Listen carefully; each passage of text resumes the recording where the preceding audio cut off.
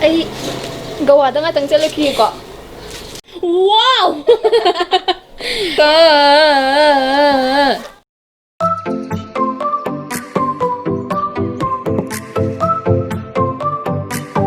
Hey guys, welcome back to another video. Mayam ngasi ki video asida in tawjagadoy se make the outfit better challenge ne masida tawjagadoy se ai gi inaw nupi tainana imung sida lairiba dress natraga phi amekta posak amekta mana engonda pirakadoy ne mana khomjalakanda aduga sigi posak se sigi dress se nangna haijabi mawongda phajana baselo haina mana hairakadoy ne ado hojik mana poche khara arrange tor thamkhra engonda di uhandri ado hojik minara se na kamaina set pano habdo let's go into the video.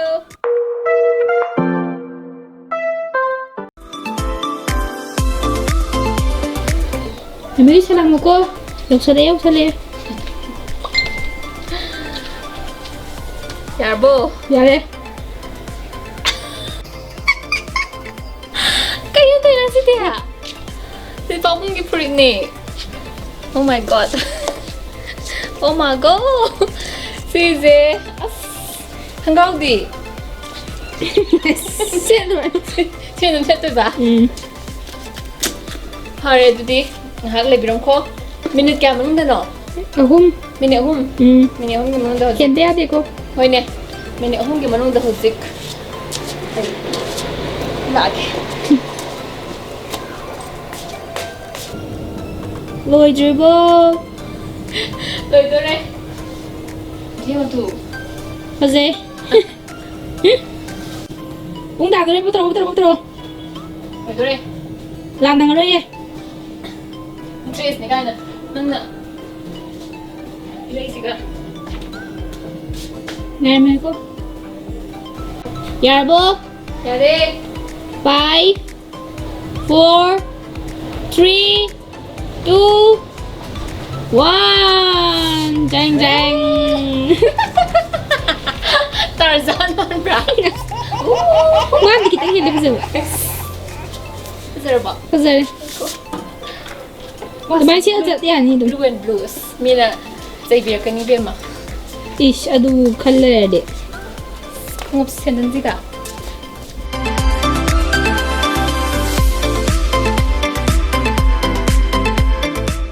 Mayam, masige look ase kamay tawi habado comment habiramu. Duga nungay birabadi. Video ase nungay birabadi. Like to biba hawro. Ado pare mathangi outfit amuk bibiro isay da ngay ramage.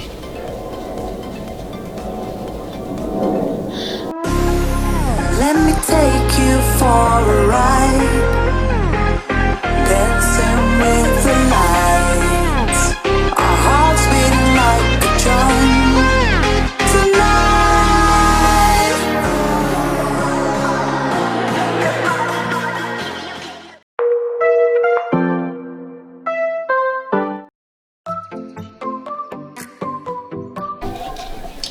Se. Kaya na, premium to. Kauzi budi phazare tai sa kaino tai na. Cherang kaya we. Cherang ning khau de bai dia. Ngam na ba.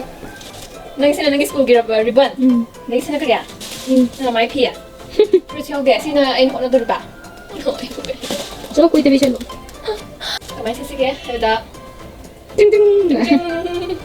Parang ngam na sila ge. Matong we birang ko dudi. Ai Kuy thuna. tabi. Hanzarak lagi.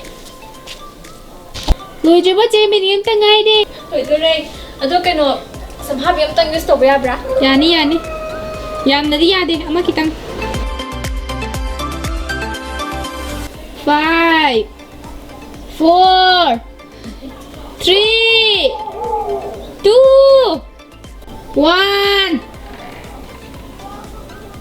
Jeng jeng. Jeng jeng. Fazer yam hay đây. Cầm tao pi ke. Đúng. Si Vids taga daw man ra. Agi topi se kam daw bige. Yay, fazer. Kamain chơi mình nó. Kamain chơi thì nó mới ăn đam được khang na bahay birum. Agi se. Mana ahambada manungom tas mai ki redena. Ki ni duga mathagtagi makhan drir to khale dena. Drir. Dungak taw. Nang ngak maning do phare dena. Duga si manunggi ki series mana mapan sana. ꯊꯣꯛꯍꯜꯂꯛꯄ ꯑꯗꯨꯒ ꯉꯁꯥꯏꯒꯤ ꯅꯪꯅ ꯄꯤꯕꯤꯕ ꯔꯤꯕꯟꯗꯨꯅ ꯕꯦꯜ ꯁꯥꯔꯦ ꯃꯅꯤꯡꯗ ꯊꯣꯛꯀꯤ ꯀꯤꯔꯦ ꯑꯗꯨꯒ ꯅꯪꯅ ꯄꯤꯔꯛꯄ ꯉꯁꯥꯏꯒꯤ ꯄꯣꯂꯤꯊꯤꯟꯗꯨꯅ ꯑꯩꯒꯤ ꯇꯣꯄꯤ ꯁꯥꯖꯔꯦ ꯑꯗꯨꯅ ꯉꯁꯥꯏ ꯁꯝꯐꯥꯕꯤ ꯑꯃ ꯌꯨꯁ ꯇꯧꯖꯔꯦ ꯑꯗꯨꯒ ꯅꯪꯅ ꯉꯁꯥꯏ ꯄꯤꯖꯔꯛꯄ ꯕꯦꯒꯁꯦ ꯃꯇꯦꯡ ꯌꯥꯝ ꯄꯥꯝꯖꯔꯦꯕ ꯑꯩꯁꯦ ꯑꯗꯨꯅ ꯁꯨꯃꯥꯏꯅ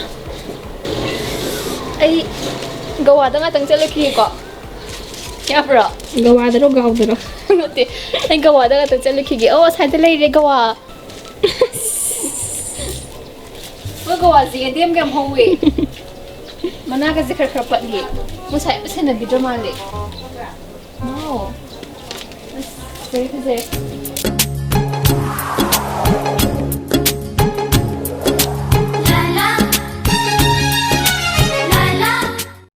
ꯑꯩ ꯒꯋꯥꯗꯩ ꯍꯜꯂꯛꯑꯦ ꯀꯃꯥꯏ ꯇꯧꯕꯤꯔꯛꯀꯦ ꯌꯥꯝ ꯅꯨꯡꯉꯥꯏꯍꯧꯋꯦ ꯃꯣꯏꯗꯣ ꯌꯥꯝ ꯀꯟꯅꯁꯨ ꯏꯪꯍꯧꯗꯦꯕꯀꯣ ꯑꯗꯨꯒ ꯑꯩꯒꯤ ꯗ꯭ꯔꯦꯁꯁꯤꯒꯁꯨ ꯌꯥꯝ ꯆꯥꯟꯅꯕꯗꯨꯗ ꯑꯩ ꯉꯥꯏꯍꯥꯛ ꯆꯠꯊꯣꯛꯎꯔꯦ ꯑꯗꯣ ꯃꯌꯥꯝꯁꯨ ꯒꯋꯥ ꯆꯠꯄꯤꯅꯤꯡꯕꯁꯤꯡ ꯍꯧꯖꯤꯛ ꯈꯨꯗꯛꯇ ꯆꯠꯄ ꯌꯥꯒꯅꯤ ꯈꯨꯗꯛꯇ ꯑꯗꯨꯝ ꯌꯧꯕꯅꯦ ꯌꯥꯔꯦ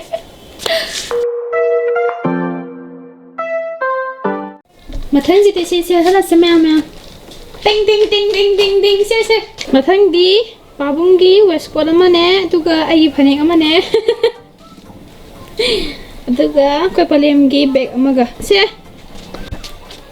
ꯍꯧꯖꯤꯛꯐꯥꯎ ꯒꯋꯥꯗꯩ ꯍꯟꯗ꯭ꯔꯤ ꯍꯟꯗ꯭ꯔꯤꯌꯦ ꯃꯣꯏ ꯌꯦꯟꯗꯦꯝꯁꯤꯡꯗꯤ ꯑꯄꯠꯄ ꯌꯥꯎꯕꯁꯦ ꯑꯩꯅ ꯊꯥꯗꯠꯄꯤꯔꯝꯕꯅꯦ ꯑꯁ ꯊꯕꯛꯇꯣ ꯍꯜꯂꯣ ꯊꯦꯡꯉꯦꯅꯦ ꯌꯥꯏꯌꯦ ꯑꯩꯁꯦ ꯀꯩꯅꯣ ꯉꯥꯏꯔꯤꯕ ꯍꯥꯏꯇꯥꯔꯦ ꯇꯤꯀꯦꯠ ꯐꯪꯈꯤꯗ꯭ꯔꯣ ꯈꯪꯗꯦ ꯀꯩꯅꯣ ꯄꯨꯔꯛꯑꯕ꯭ꯔꯣ ꯃꯊꯪꯒꯤ ꯖꯦꯡ ꯖꯦꯡ ꯁꯤ ꯄꯥꯕꯨꯡꯒꯤꯅꯦ ꯄꯥꯕꯨꯡꯒꯤ ꯋꯦꯁꯀꯣꯠ ꯑꯃ ꯐꯅꯦꯛ ꯑꯃ ꯕꯦꯜꯠ ꯑꯃ ꯀꯩꯅꯣ ꯕꯦꯒ ꯑꯃ ꯕꯦꯜꯠ ꯑꯃ ꯐꯨꯔꯤꯠꯇꯤ ꯋꯦꯔꯁꯇ ꯐꯨꯔꯤꯠ ꯋꯦꯔꯁꯇ ꯐꯨꯔꯤꯠ ꯋꯦꯔꯁꯇ ꯐꯨꯔꯤꯠ ꯐꯨꯔꯤꯠꯗꯤ ꯀꯩꯅꯣ ꯋꯦꯁꯀꯣꯠꯂꯣ ꯆꯨꯝꯃꯤꯅꯦ ꯑꯗꯨꯕꯨꯗꯤ ꯑꯁ ꯑꯗꯨ ꯇꯥꯔꯗꯤ ꯍꯧꯖꯤꯛ ꯃꯤꯅꯤꯠ 3ꯒꯤ ꯃꯅꯨꯡꯗ ꯑꯩ ꯊꯨꯅ ꯆꯦꯜꯂꯛꯑꯒꯦꯀꯣ ꯍꯟꯗꯛꯇꯤ ꯃꯇꯝ ꯌꯧꯗ꯭ꯔꯤꯉꯩꯗꯗꯤ ꯊꯣꯛꯆꯔꯛꯑꯒ ꯌꯥꯔꯕ꯭ꯔꯣ ꯌꯥꯏ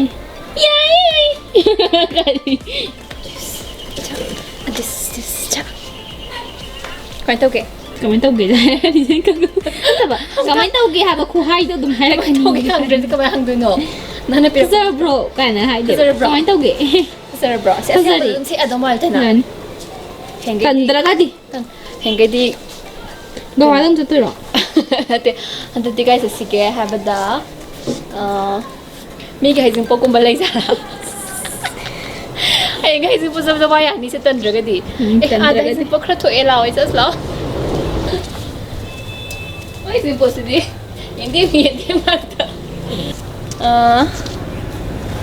ꯃꯌꯥꯝ ꯍꯥꯏꯅꯤꯡꯉꯥꯏ ꯂꯩꯇꯅ ꯐꯖꯔꯦ ꯑꯗꯣ ꯉꯁꯥꯏꯒꯤ ꯕꯦꯜꯠꯇꯣ ꯌꯨꯁ ꯇꯧꯖꯔꯦ ꯁ꯭ꯋꯥꯏꯗ ꯈꯔ ꯃꯊꯛꯇ ꯐꯥꯔꯒ ꯈꯣꯡꯎꯞ ꯈꯔ ꯋꯥꯡꯕ ꯑꯃ ꯇꯣꯡꯉꯒꯗꯤ ꯍꯦꯟꯅ ꯄꯛꯆꯒꯅꯤ ꯈꯣꯡꯎꯞꯇꯤ ꯃꯥꯅ ꯄꯤꯕꯤꯔꯛꯇ꯭ꯔꯦ ꯑꯗꯨꯅ ꯐꯖꯅ ꯇꯣꯡꯖꯔꯦ ꯇꯣꯡꯗꯕꯁꯨ ꯌꯥꯏ ꯍꯥ ꯀꯩꯝꯇ ꯇꯣꯡꯗꯕꯁꯨ ꯌꯥꯏꯑꯕ ꯍꯣꯏ ꯑꯗꯨꯕꯨꯗꯤ ꯑꯗꯣ ꯐꯖꯕꯗꯤ ꯋꯥꯅꯦ ꯍꯥꯏꯐꯦꯠ ꯋꯥꯛ ꯃꯆꯥ ꯑꯃ ꯆꯠꯀꯦꯀꯣ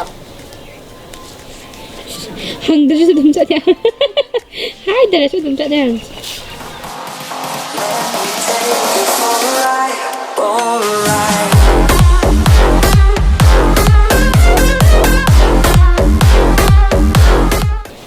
Drijala ya man.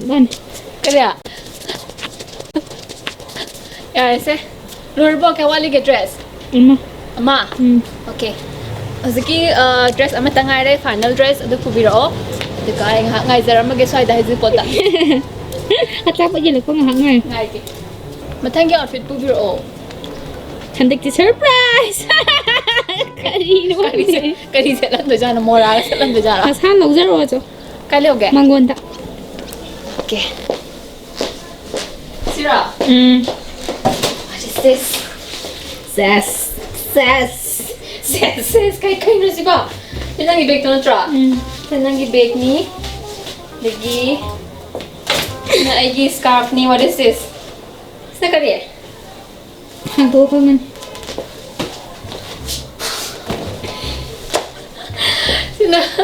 Sina father ki kanga.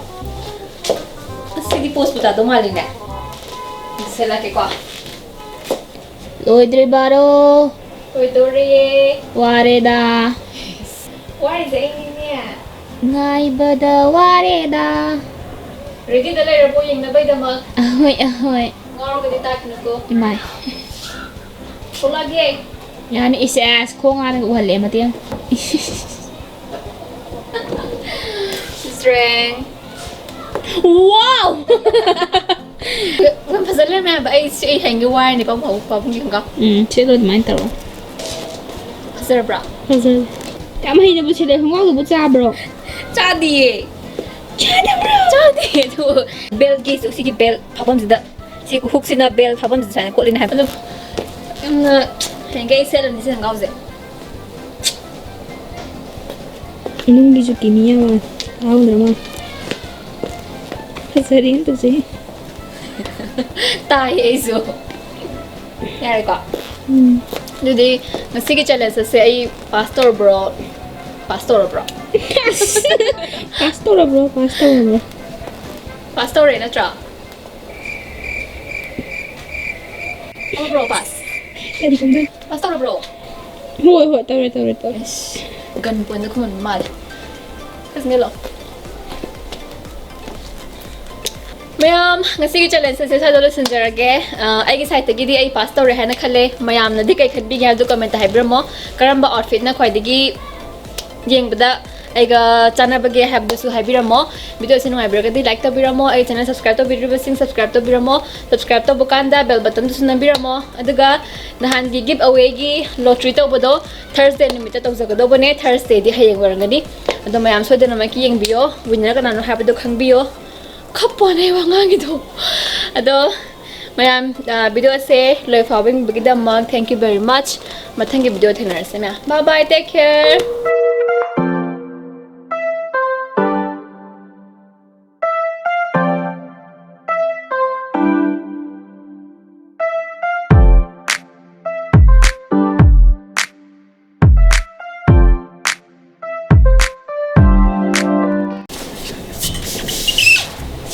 Dress good. Out.